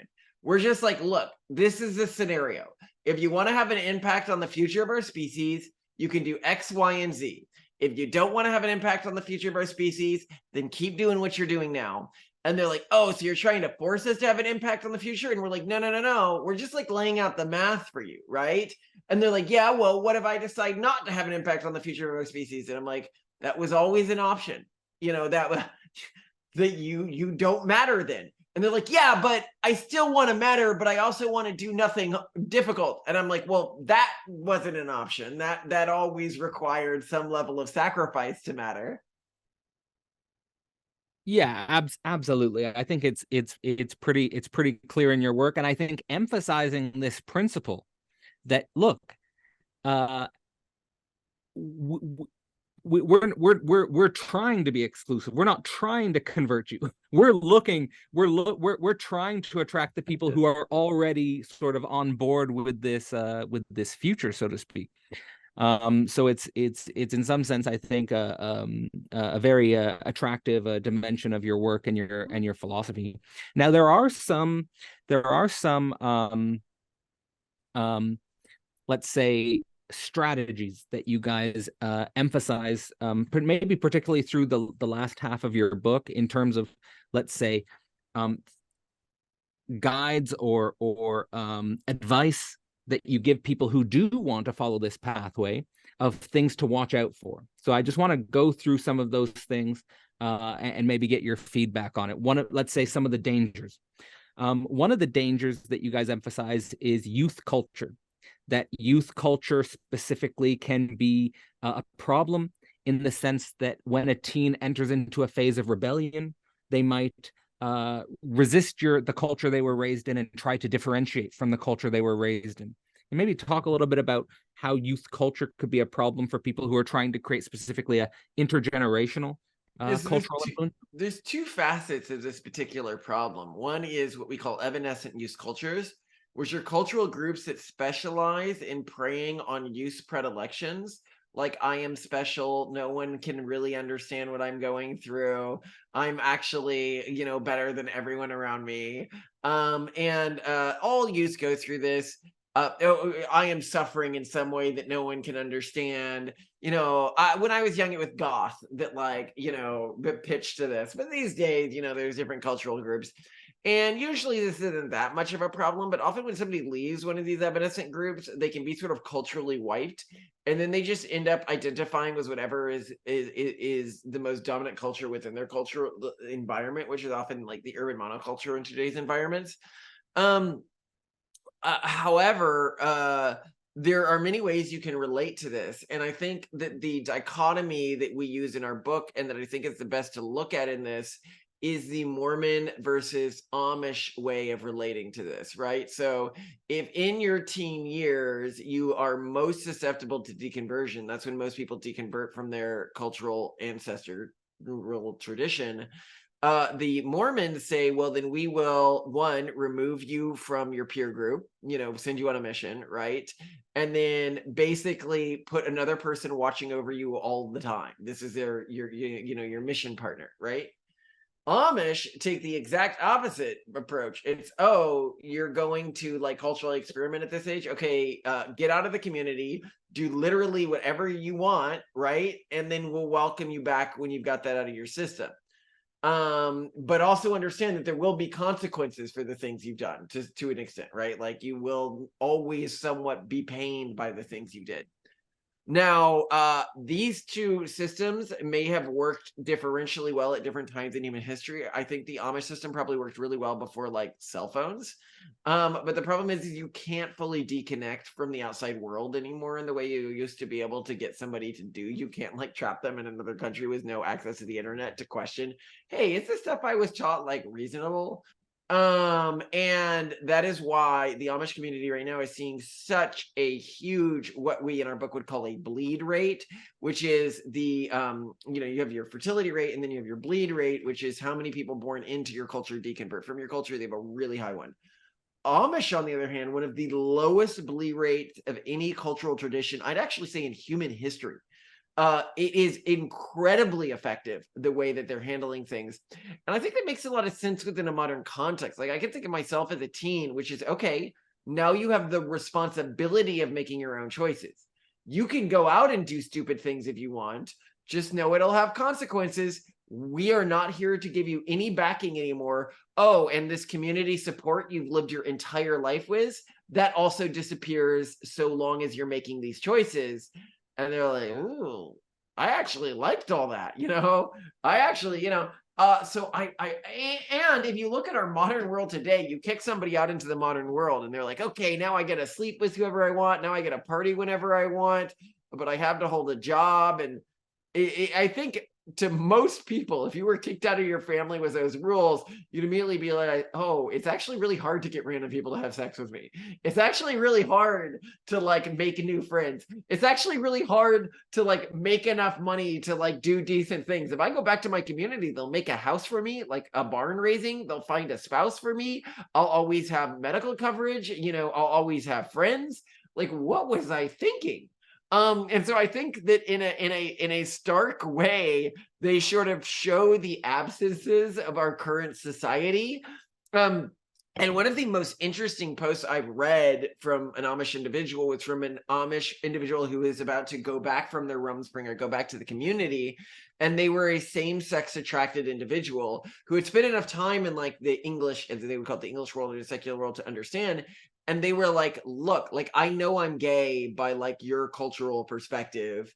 I get it. And I know that I'll never have somebody who I'm like genuinely sexually satisfied with, but you do not understand how much else that the Amish offer. Like, you don't understand how safe I am with them, how I know I'll always have people who care for me, how I know that I'll never be really alone. Like, yes, sex is good, but it is not good enough to make me give all of this up.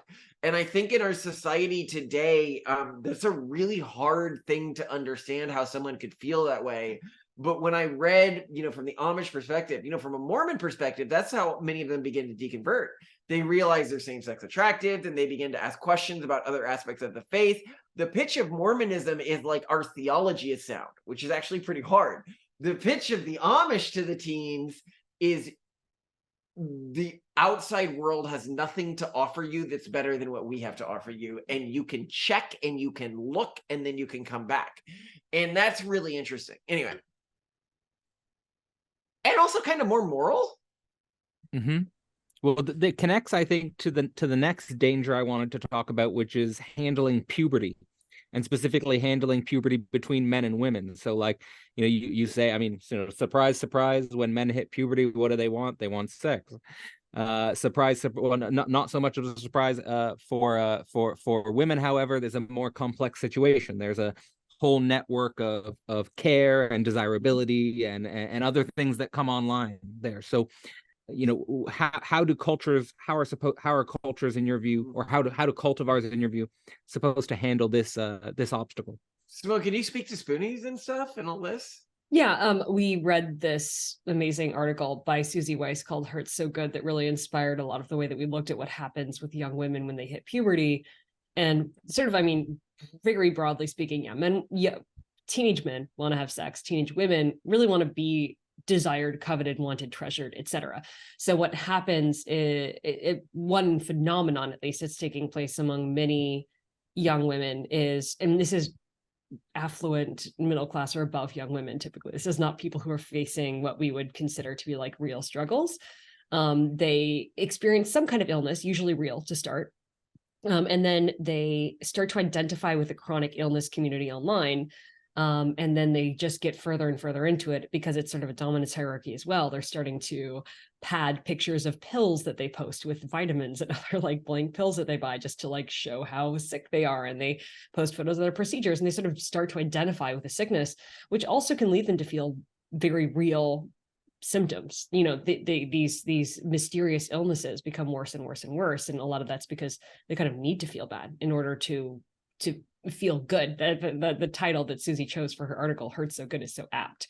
The more they hurt, the more they do well in that particular dominance hierarchy. Where it's interesting because that the whole idea of being sick and having a sickness identity, it enables women in one way, and perhaps a more achievable way, especially considering the beauty standards that women are held to today, in the age of filters, which is just insane.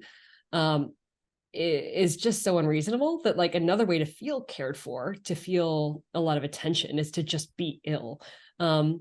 So after reading that, we did have a really long conversation of like, wow, I mean, how could we ground our daughters well enough to avoid that? I mean, I think it's fairly straightforward to handle young men through puberty, but young women, this is very different. And one of them is just to not give them the opportunity to have that kind of period of their lives. I mean, I definitely went through that sort of period in my life, where like I had a very, very, very comfortable childhood and adolescence. And so I made my own problems.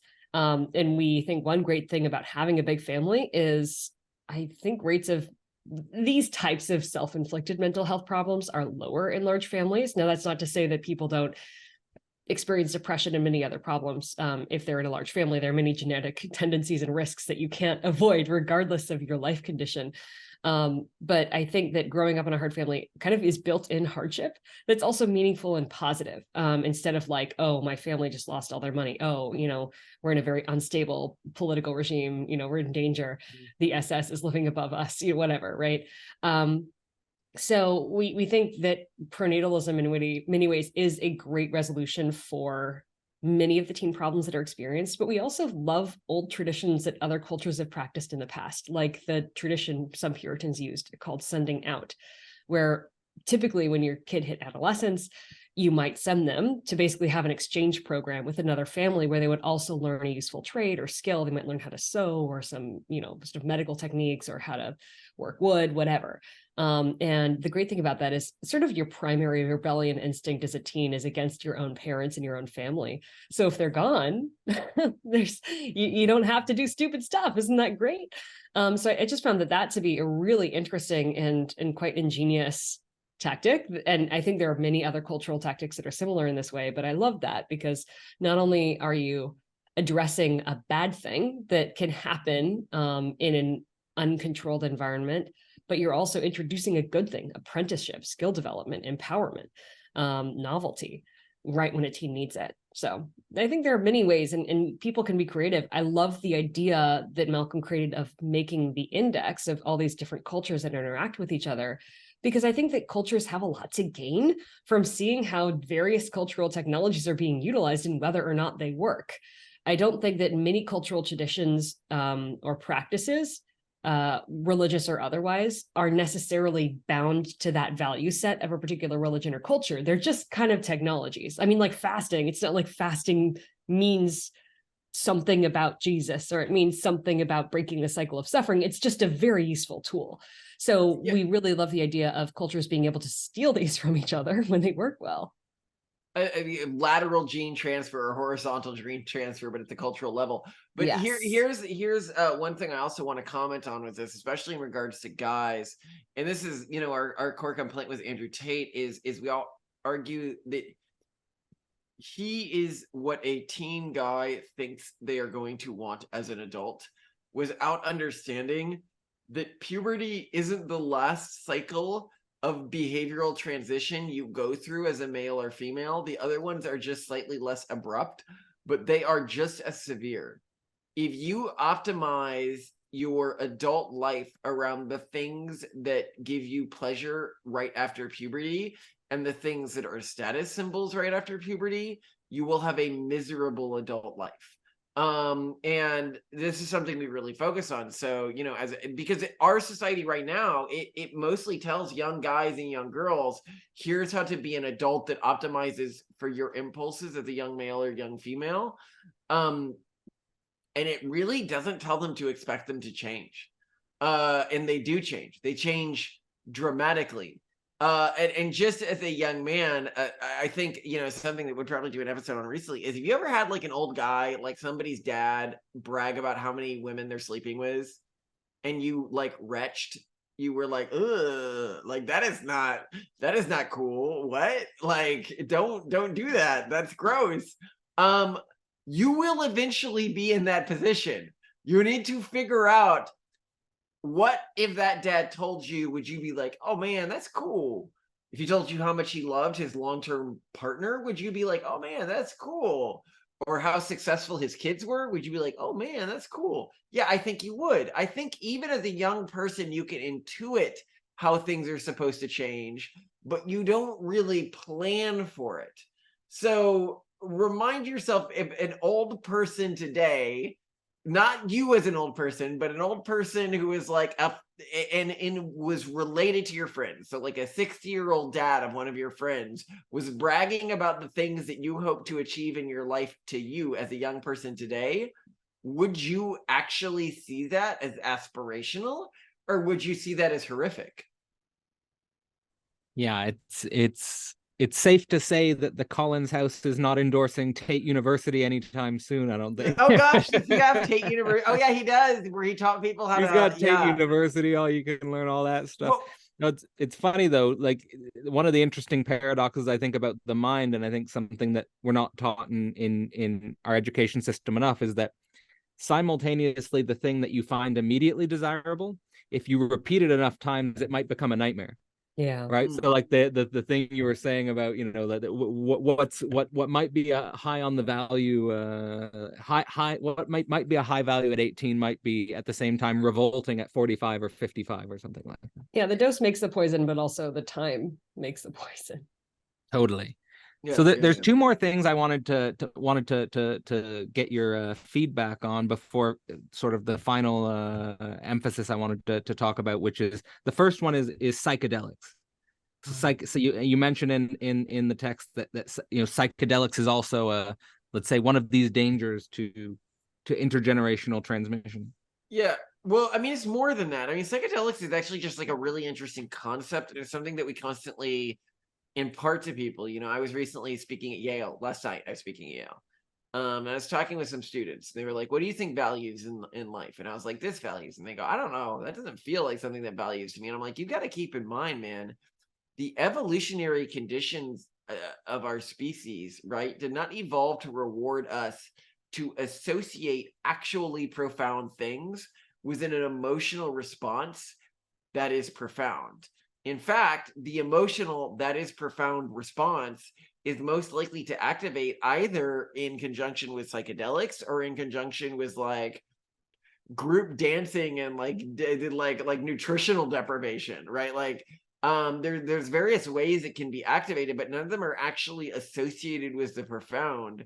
The problem is I think a lot of people they assume that when they either feel the that is profound emotional subset, that they have encountered an idea which is actually higher value or more meaningful than other ideas, or they assume that at least if they haven't felt that subset of emotions, that they have not encountered a profound idea.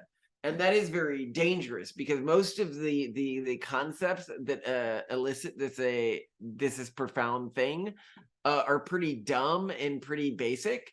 And I actually feel like, I think intergenerationally humanity improves. Like the generation before our parents, they were the hippie generation. They were the first generation that was like, what if we like don't try to like kill each other and like try to all be nice and give each other what we want? Like that's what the free love movement was. Today we can say that sounds childish or naive, but like it was pretty revolutionary. No one had really tried that. Like, let's all try being nice. Like that was actually a new concept. The next generation, their big concept was, let's focus on the things that feel profound. And I think this is why when you look across this generation, so many of them have very similar philosophies, because they're the philosophies that you would come to and that are primed by the types of narcotic experiences that create a feeling of the profound. But they are pretty basic from the perspective of our generation. And then I would actually say that there's another generation, maybe before our generation, like a sliver generation, that like got really entranced by the ideas of utilitarianism, which is to say, okay, we'll be logical about this and we'll try to like maximize human happiness. And then like this next generation was like, maximizing human happiness is pretty mid, because the things that make us happy are just what made our ancestors have more surviving offspring, and that's not particularly better than optimizing around the feeling of profundity. And so let's try to find sort of a true thing of value. And I think that our kids will likely have some revelation that is beyond anything that I'm even going to be able to accept.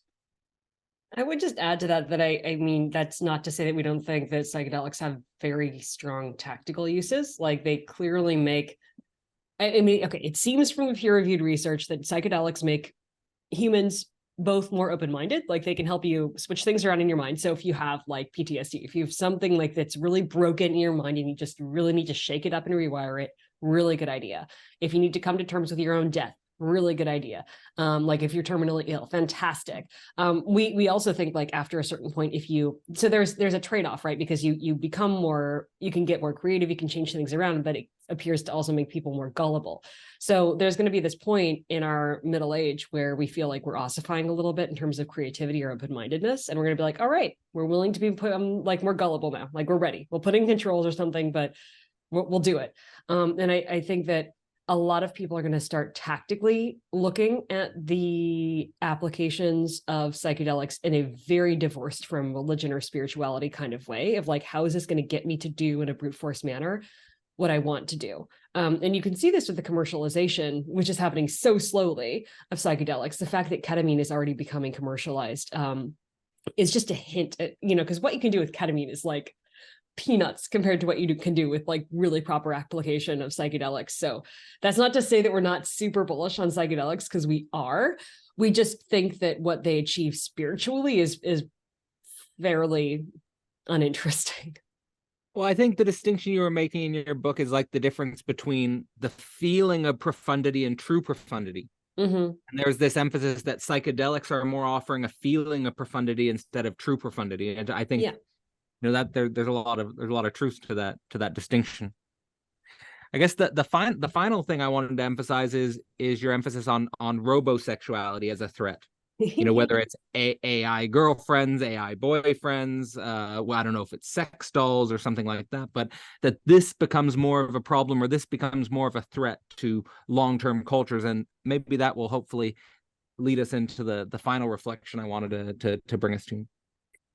Well, I mean, Futurama had this episode on robosexuality where they are explaining why their society, and this was supposed to be an analogy for same-sex attraction within the episode, but it was a deeper analogy than I think they realized, why their society negatively stigmatized people who dated robots, because as soon as that became an option, everybody started wanting to do it, and it filtered out basically all of the population that was willing to do it, and the only population groups that survived were the ones that really heavily negatively stigmatized robosexuality, and that is why he was getting negatively stigmatized for dating a robot.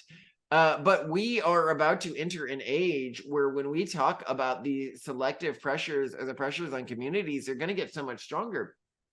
How do I convince my kid to date a disgusting woman who poops, as Simone said, when he could date a robo woman who doesn't poop and doesn't Valid get mad question. at him, and it looks perfect no matter what he looks like, and it adores him no matter what he looks like? How do you compete? You need some sort of exogenous implication to compete. And I think that this makes it harder and harder for technophilic groups to continue to stay around. But in many ways, I'm grateful to that, because it means that only the technophilic groups that prepared their children for these environmental conditions are going to survive. Anything you want to add to that, Simone? No, only the strong will survive. Okay. Oh my gosh, you are fierce. I love it. All right. Well, I want to maybe bring people around full circle in our conversation, because I like that we started the conversation on this issue of transhumanism, post-humanism. Of course, you're both very, very pro in a sense. I mean, I feel like what you're emphasizing here is, okay, yeah, pro transhumanism, pro science, pro genetic engineering, artificial intelligence, all of that stuff. But at the same time, let's also make sure that we're reproducing the species as we're becoming, in some sense, immersed in a totally different technological environment. And I just wanted to emphasize to the viewers what you claim is the end game of your work in the book. So you say the end game of this work is to be inclusive of AIs, genetically engineered humans, and the fusion between the two. You say we need to work with our biology in order to become true partners to AI, and that the end result potentially will be a biological superintelligence which is marching into the stars hand in hand with our mechanical companions.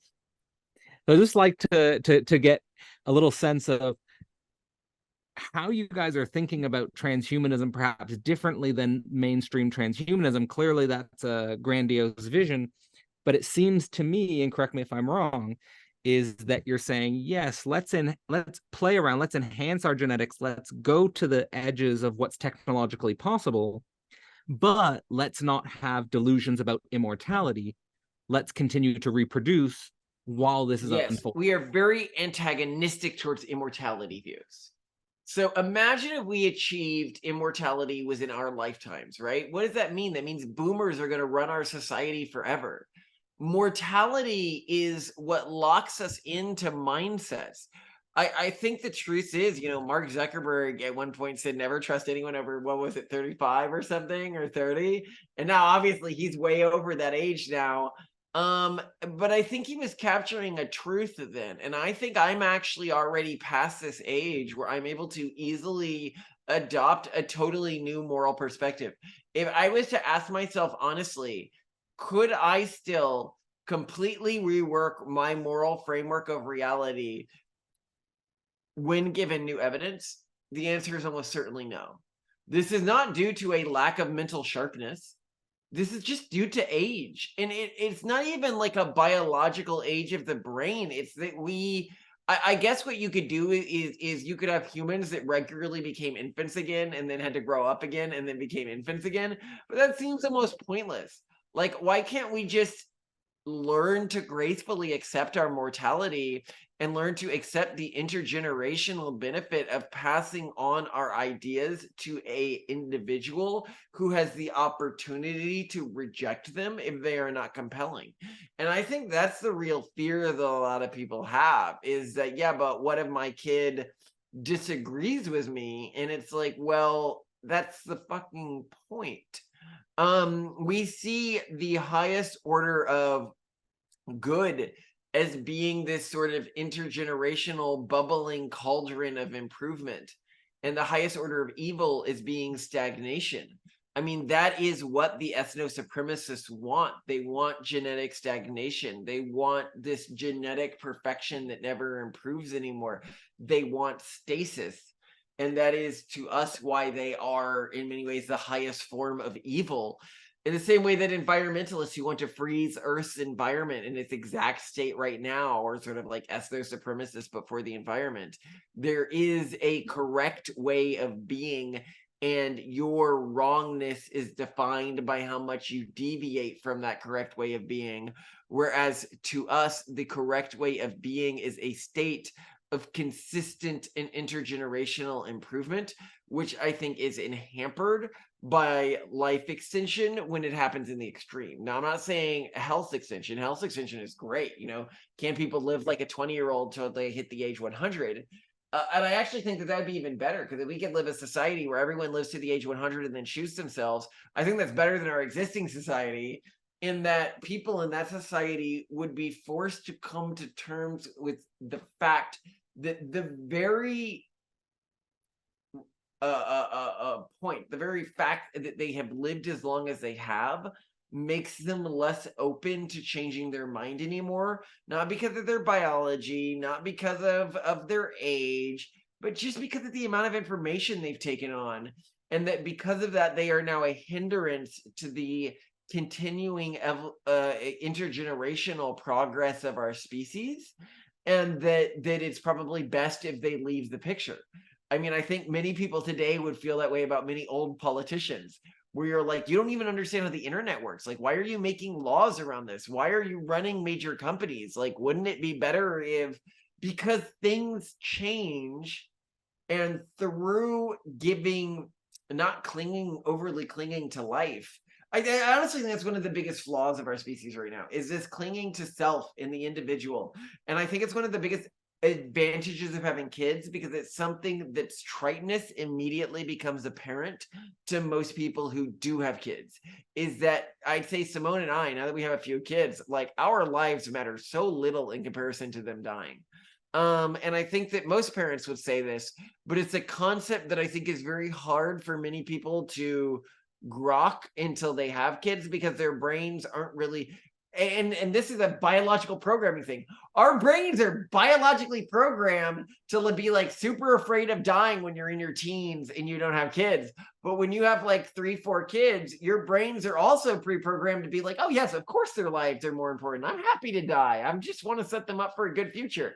And because people aren't transitioning through life stages in the way they did historically, they end up trapped in this 20-something stage. And I felt this way when I was 20. When I was 20, I definitely wanted to live forever. I thought that I was the best and the greatest forever and ever and ever. And self-supremacy, I guess you could call it, right? I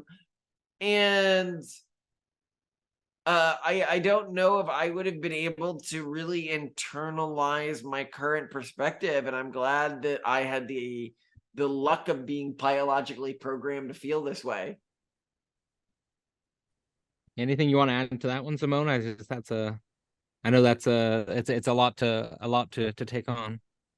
It's he's pretty encompassing. I would just say, like, we also very much acknowledge the sort of ship of Theseus existence of humanity. Like, if you look at yourself when you were 13 years old, you were a different person. I mean, different cells, different memes. You are a different person. And the way that we look at life, I mean, we die a little bit every time we go to bed. We're a new person a little bit every time we wake up. The idea that you even can maintain a continuous existence is kind of ridiculous and farcical. So the idea that people would choose to try to cling to that, there's nothing really that they're clinging to. The only thing that you're basically falling into is something that then becomes a major theme of the Pragmatist Guide to Governance, which is adverse incentives, ossification, sort of taking an entrenched position and just trying to keep going for the sake of keeping going, of maintaining power, of maintaining resources. And that's the biggest reason why we are really against life extension, is in the end, the incentive lies to just maintain power, keep more power, avoid change, stop change. And that is the antithesis of what makes humanity great. I mean, part of what makes biological species amazing is that we iterate through life and death, through mixing up and remixing. AI is going to work a different way. And, that's great. And a lot of people, I think, are just going to transition roughly into AI. And that's also great. But for those who want to stay biological, like, don't drop your major value proposition. Yeah, I really like one thing you said to me, Simone, is, you're talking to somebody who's like, okay, but I like who I am. Like, I want to stay who I am, right? I want to stay who I am for the next 1,000 years. And you're like, well, so you don't want to change? You don't want to continue to change your ideas? Then what's the point of continuing to exist? Why not just reflect on who you are in the moment? And this might be the way we relate to time, where we have this perception, right? But they're like, because you fully exist now, so why keep that thing existing in the future? And they're like, no, I continue to change. I'm going to continue to change when I get access to new information and everything like that. And then Simone would take the perspective, well, if you're continuing to change, then why not do that through your kids, right? If you actually anticipate that if you live forever, or for 1,000 years, you're going to meaningfully change, you would probably change just as much as if you did that intergenerationally than if you did that by living forever. And so what people are actually sort of implying when they say they want to live forever is either that they think that if they had to try to convince somebody else, like their kids, of their belief system, that they wouldn't buy it, or they believe that they are actually going to stay pretty stagnant and they're just pretending like they want to advance themselves. They're just pretending like they want to change and improve themselves. And I found that really compelling when you told that to me, Simone. All right. Well, I want to thank you guys both for your time. I've really enjoyed this conversation. I also want to encourage everyone out there to pick up the Pragmatist's Guide to Crafting Religion. I think the book is a quite ambitious attempt to combine both evolutionary thinking and religious thinking, which is I think often not done very well, but I think you guys both managed to do it, and also do it in such a way as that it could appeal to a very wide group of people who are basically interested in taking on this idea of pronatalism. So thank you guys so much for your time. And is there anything you would want to leave the viewers with? Either places where they can find your work. Of course, I'll leave links in the description to your YouTube channel and website, but also maybe any idea you'd want to leave anyone with. The Pragmatist Guide to Crafting Religion is like, if you want to read one work that we've produced that I think encompasses all of our best ideas, that's the one I'd encourage. However, our latest project has been Basecamp, our YouTube channel, and podcast. But this channel, earlier in this series, I was like, well, I see a way that we can create alter one of the two political parties into something that aligns with our value system.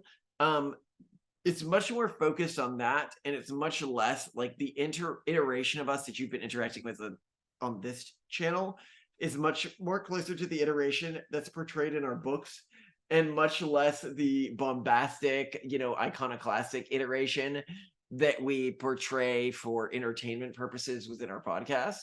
And so I'd ask people to keep in mind, like, what are our actual goals and why are we painting a certain picture that is meant to be entertaining to people within a podcast environment, if that's what they're going at. Because we have to do a 30-40 minute episode every day, so we got to keep that up.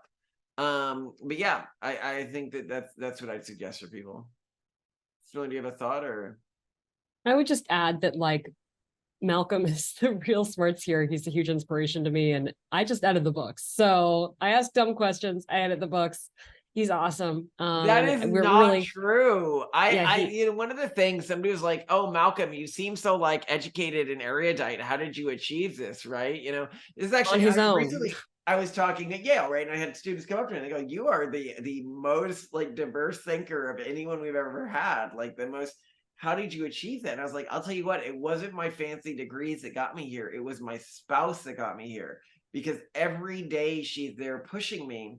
And I think that's something that people underestimate when they're choosing a long-term partner is your long-term partner matters so much more than your Stanford degree, your Harvard degree, your Yale degree, because that is going to be what encourages you to learn more. The reason I'm learning more is so that I can keep impressing her.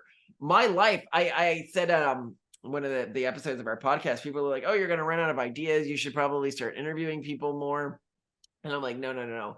My life is like the framing device for Arabian Tales, 40 days and 40 nights, right? Like I have to continue to inspire my wife with interesting ideas every morning, or she is going to have me killed by the guards. And that is my daily existence. And when you feel like that's your daily existence, you're going to continue to improve. Yeah, that's just evidence of what a great No gentleman he is. pressure. Yeah, no, he just like all great leaders, when they do something right, they deflect it onto their, inferiors. And when they do something wrong, they take responsibility, even though they didn't do it. And that's what Malcolm does. But it was so fun being on this podcast. We really enjoyed speaking with you. You're incredibly thoughtful. Your questions are amazing. So thank you. This has been incredibly fun. Oh, well, no, it's been my pleasure. And again, I really enjoyed the book. So once again, before signing off, I'd encourage everyone pick up The Pragmatist Guide to Crafting Religion. Simone and Malcolm Collins' work has been an inspiration for me for the last few months since I came across their work from a mutual friend.